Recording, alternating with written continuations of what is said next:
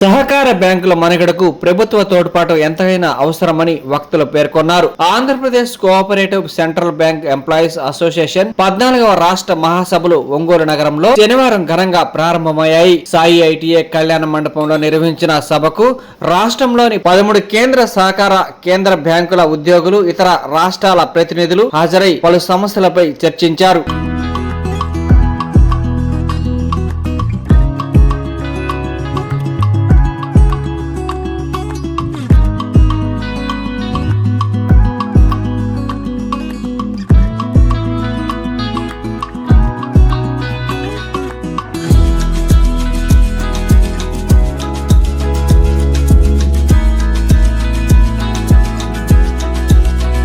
ఈరోజు Andhra Pradesh cooperative central bank employees association 14వ మహాసభకి రాష్ట్రంలో ఉన్నటువంటి 13 జిల్లాల నుంచి వచ్చినటువంటి కేంద్ర బ్యాంకు, సహకార కేంద్ర బ్యాంకు నుంచి వచ్చినటువంటి అందరి సోదరులందరికీ నా నమస్కారాలు.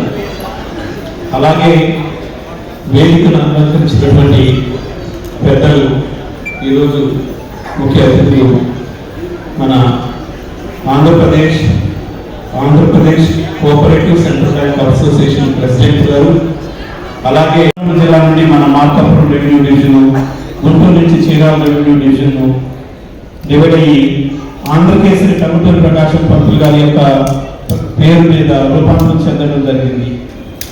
అలాగే మన కృష్ణానది, మన గుంటకుమ్మ రిజర్వాయర్ ద్వారా ప్రకాశం జిల్లా రైతులకు నీటిపారుదల అవసరాలను తీరుస్తూ వారి ప్రధానమైనటువంటి పంటలు మిర్చి, అలాగే మన వరి, అట్లాగే మన పత్తి, ఇట్లాంటి పంటలకి రైతాంగం సేద్యం చేయడం జరుగుతూ ఉంది.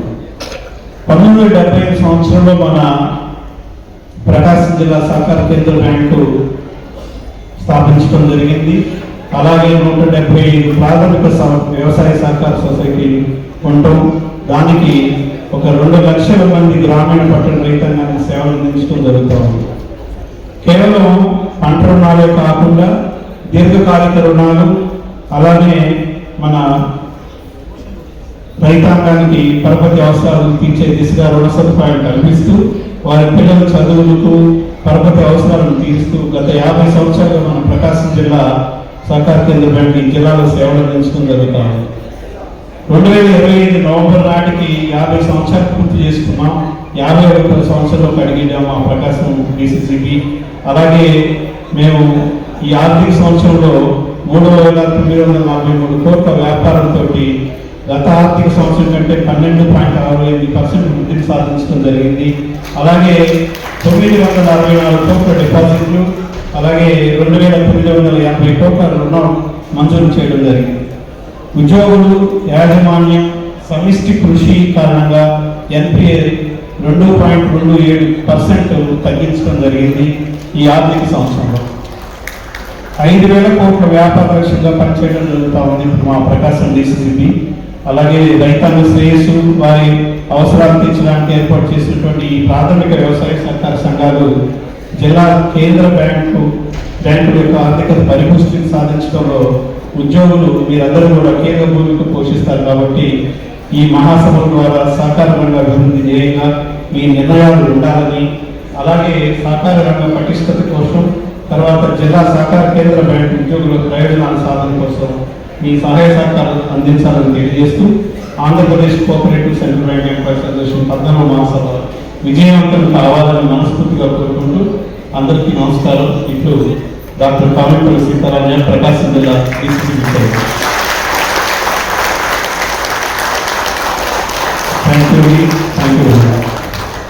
ఒంగోలుకు సంబంధించినటువంటి డేటా ఏదైతే చాలా చక్కటి పర్ఫామ్ చేస్తున్నటువంటి జిల్లాగా ఒంగోలు కూడా ఉంది.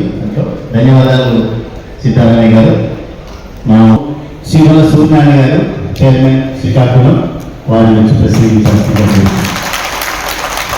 ఉపన్యాసం కూడా సింపుల్గా ఉందని చెప్పారు.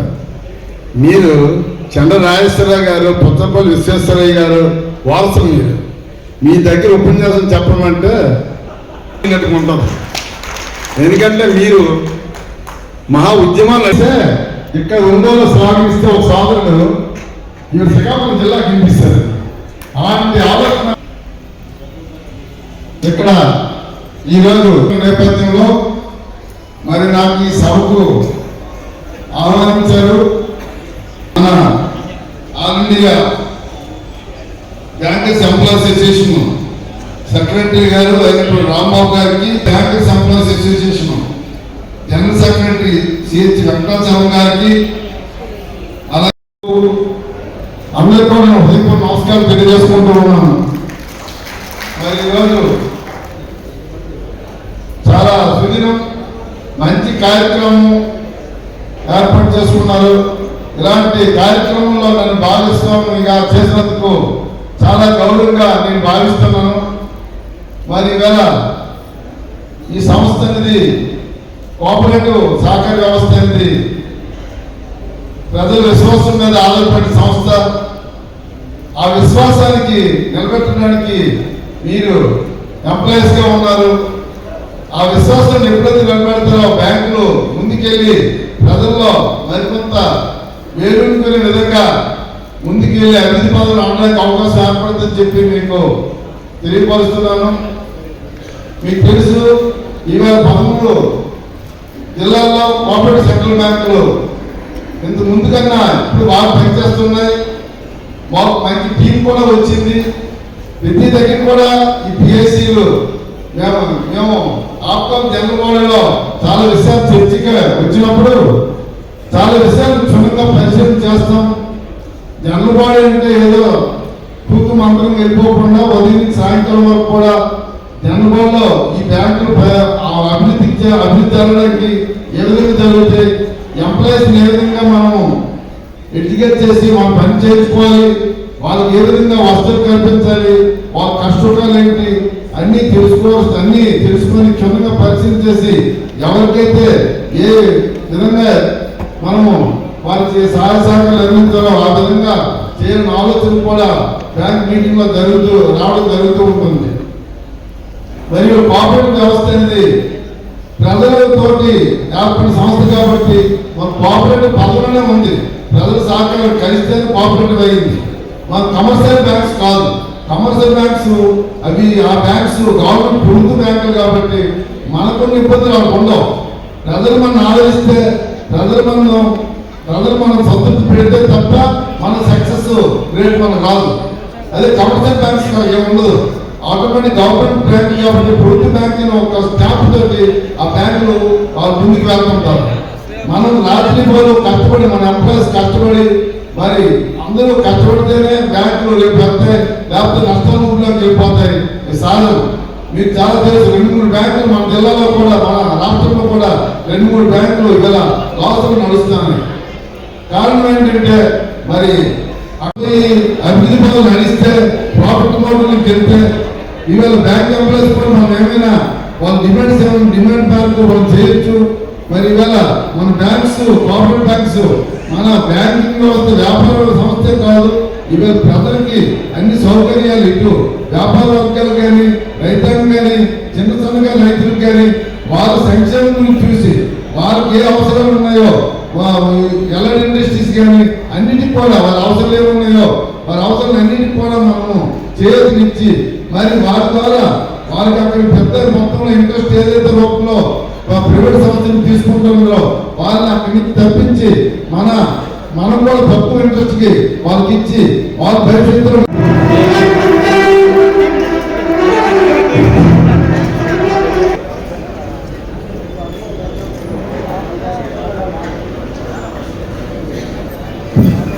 సో రమేష్ మనకు మొన్న అయినటువంటి ఒక అద్భుతమైన రేంజ్ డివిజన్లో మొట్టమొదటిగా సంతకం పెట్టింది వరిగారు జిల్లాకు ఉండేటటువంటి ప్రాంతాలు కాదు, అందులో రాజధాని ఉన్నటువంటి ఏరియా గుంటూరు జిల్లా. సో అటువంటి జిల్లాలో వారిని 14వ మహాసభకి సాధారణంగా ఆహ్వానిస్తూ మొట్టమొదటిగా మన రిసెప్షన్ కమిటీ చైర్మన్ గారికి ఫెలిసిటేషన్ చేయమని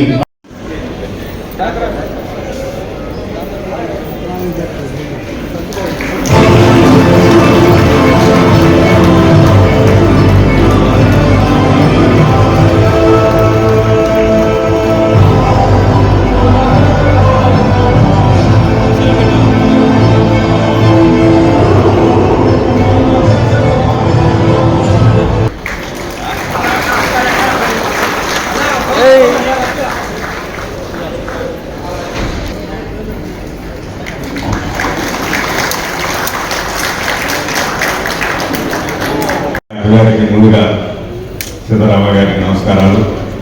ఈ సభకు అధ్యక్షత వహిస్తున్నటువంటి రాంబాబు గారికి, అదేవిధంగా కూడా నేను ఈ రోజుకి రైతుగా ఉన్నా, ఆర్గానిక్ రైతుగా కూడా ఉన్నాను. రైతులకు ఉన్నటువంటి కష్ట నష్టాలు, అక్కడ పడేటటువంటి వ్యయ ప్రయాసాలు అన్నీ కూడా సంపూర్తిగా నాకు కొంత అవగాహన ఉంది. గత 40 సంవత్సరాల నుంచి కూడా వ్యవసాయ క్షేత్రంలో ఉంటూ అక్కడ పనిచేస్తున్నటువంటి వ్యక్తిని. అదేవిధంగా రాజకీయాలు కూడా గ్రామ సర్పంచ్ నుంచి ఎంపీపీగా, జడ్పీటీసీగా, ఎమ్మెల్యేగా, జిల్లా కాంగ్రెస్ అధ్యక్షుడిగా వివిధ హోదాల్లో ఈ సమాజంలో జరుగుతున్నటువంటి పరిస్థితులు, ఉద్యోగస్తులకు సంబంధించి, రాజకీయ నాయకులకు సంబంధించి, అదేవిధంగా రైతులకు సంబంధించి కొంతమేరకు నాకు చిన్న అవగాహన ఉంది. ఈ రోజున ఈ జిల్లా సహకార కేంద్ర బ్యాంక్ అధ్యక్షులుగా ముఖ్యమంత్రి గారు నన్ను నియమించారు. దానికి గుంటూరు జిల్లా మీ అందరికీ తెలుసు, రాజధాని జిల్లా. పైగా ఎంతో కొంత తెలివైనటువంటి రాజకీయ నాయకులు కానివ్వండి, అదేవిధంగా జనాల ప్రాంతం, డెల్టా ప్రాంతం ఉన్నటువంటి ఏరియా మాది. కాబట్టి చాలా జాగ్రత్తగా ఉండాల్సినటువంటి బాధ్యత మనమే ఉంది. ఈ జిల్లాకు సంబంధించి కూడా గత 5 సంవత్సరాల కాలంలో అనేక రకాలైన ఆరోపణలు, వాస్తవాల కంటే కూడా బయట ఆరోపణలు ఎక్కువ ఉన్నాయి. నేను చైర్మన్గా వచ్చే సమయానికి జిల్లాలో మరి అక్కడ ఉన్నటువంటి పొలిటికల్ వాతావరణంలో కానివ్వండి, ప్రజల్లో కానివ్వండి, ఉద్యోగస్తుల్లో కూడా అభద్రతా భావంలో ఉంది. కొన్ని 100 కోట్లు 1000 కోట్లు అక్రమాలు జరిగాయని అనేక రకాలైన అపోహలు ఉంటే, తర్వాత తదుపరి ఈ 6-8 నెలల కాలంలో నేను చూస్తూ వస్తూ ఉంటే, నేనైతే మీ అందరూ కూడా ఒకటే మనం చేస్తున్నా, వివిధ రంగాలలో ఉన్నటువంటి సమాజంలో ఉద్యోగస్తులలో నేను ఉన్నటువంటి వాస్తవాన్ని నేను గమనించాను. రెవెన్యూ అండి, అదేవిధంగా సబ్ రిజిస్టర్ ఆఫీసర్ అండి, పోలీసు వ్యవస్థ, ఈ వ్యవస్థలన్నీ చూసినప్పుడు 100కి 100 పాళ్ళు అత్యంత నిజాయితీ కలిగిన వ్యవస్థ ఈ సహకార బ్యాంక్ వ్యవస్థ. నేను మనస్ఫూర్తిగా ఇది వాస్తవం. కానీ ఇక్కడ ఏదో చిన్న చిన్న పొరపాట్లు లేదా ఒకరిద్దరు చేసినటువంటి చర్యల వల్ల ఈ రోజున మనకి ఈ అపకం వచ్చింది, ముఖ్యంగా గుంటూరు జిల్లాకి.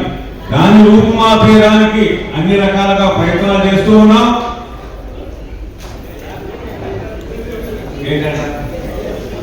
నిబంధనలు ఆప్కాపులో కానీ, అదేవిధంగా మన బ్యాంకుల్లో కానీ ఏమైనా ఉన్నట్లయితే వాటిని కూడా పూర్తి చేస్తామని ఈ సందర్భంగా తెలియజేస్తూ, చివరిగా మేము అందరూ కూడా మనం చేసేది, నేనైతే ట్యాక్స్ లో ఉన్నటువంటి మన ఉద్యోగస్తులు కానీ, బ్యాంకులో ఉన్నటువంటి ఉద్యోగస్తులు రికవరీ విషయంలో మాత్రం తప్పనిసరిగా మనం అందరం కృషి చేయాలయా. ఏమైందంటే గత 5 సంవత్సరాల నుంచి కోవిడ్ వచ్చిన దగ్గర నుంచి కూడా కొంత స్తబ్దత వచ్చింది. ఆ కోవిడ్ వచ్చిన తర్వాత కూడా గుంటూరుకు సంబంధించి కొంత వెనకబడిపోయాం.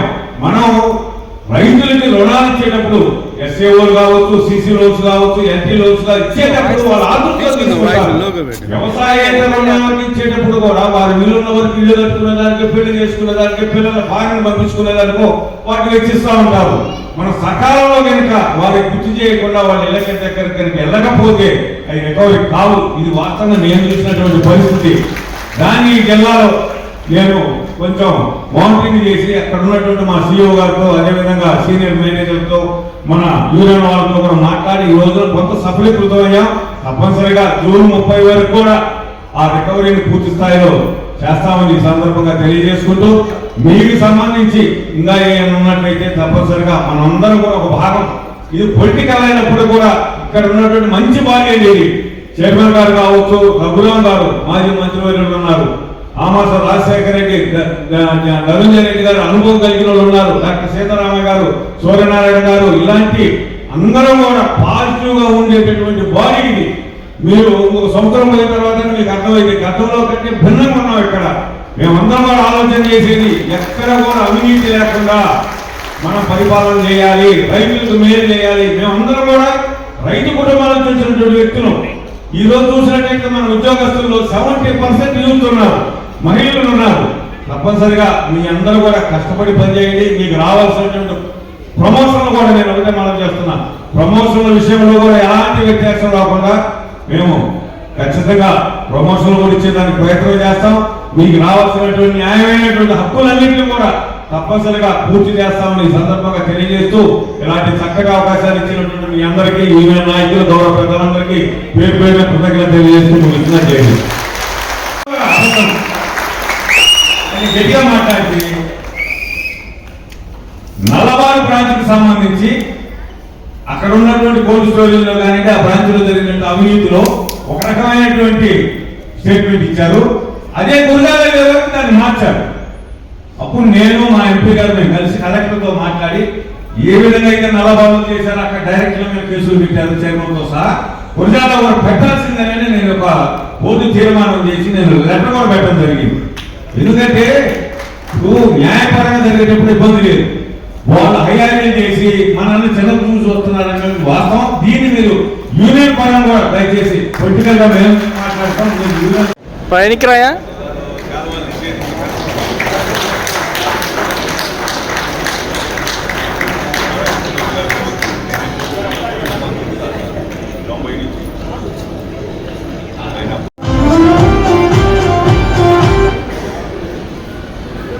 Now, Sabha Pranambakul, DNS Order pension, and I'm very sure in that your union, your management here will take the lead, and you will be the first organization to achieve pension. I'm very sure about it.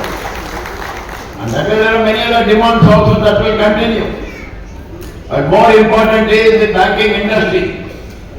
And today we are all aware our government is also talking 2047. In 2047 our country will celebrate the centenary from 1947. So what type of Indian economy we need? Even today we find our economy, our country is a developing country. There are countries which are highly developed like the United States of America or England or Japan or many other countries, but still India is backward in many ways. Indian economy has to further grow. That is why we are a developing economy.